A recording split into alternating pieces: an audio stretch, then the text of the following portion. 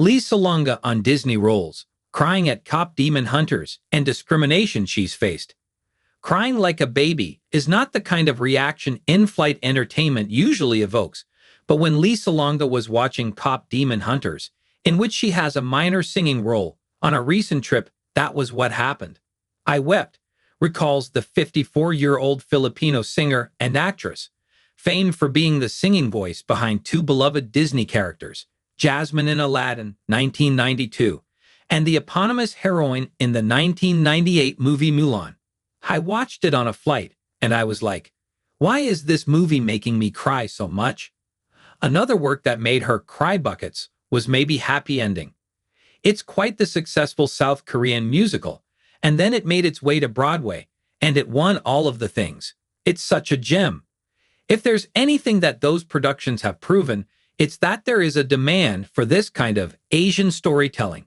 There is a demand to learn about another culture.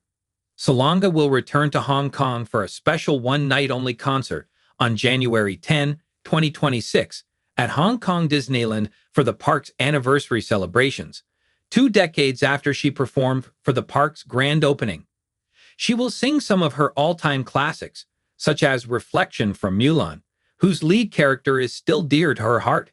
By voicing 2 landmark Disney heroines, she catalyzed a new era of diversity and inclusivity for Asian performers in animation. Mulan is Asian in the way I am Asian, and it changes the image that says a lot of folks have about people like us. You just never really know what kind of joy it'll bring to another human being. It makes me so happy knowing that there's going to be this 5-year-old listening to that music.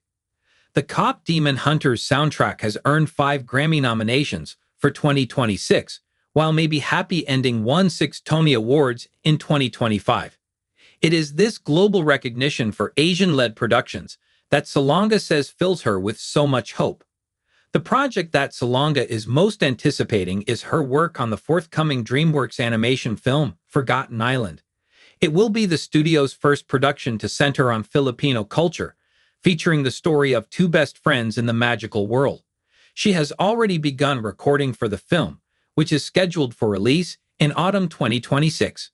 No further information has been officially released, and while Salonga remains tight-lipped about her role, she shares that she fell in love with the character immediately.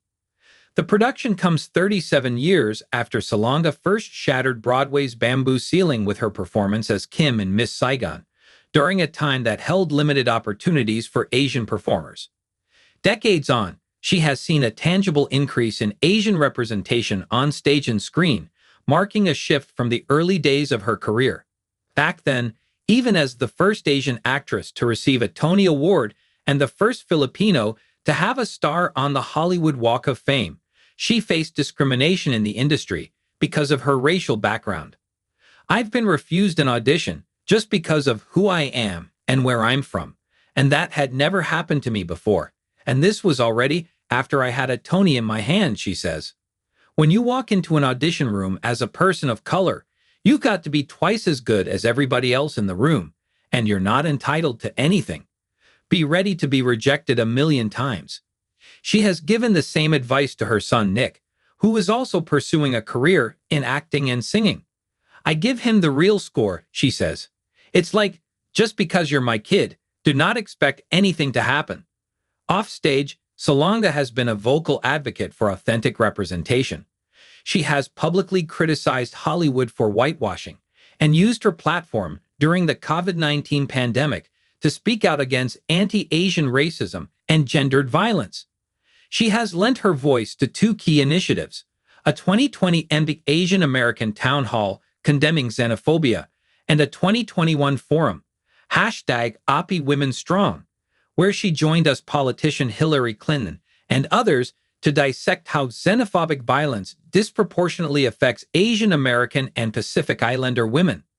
She notes a significant surge in visibility for Asian performers on Broadway right now, where productions like Here Lies Love, which Salonga starred in, can feature an entirely Asian cast, and where Filipino actors hold principal roles.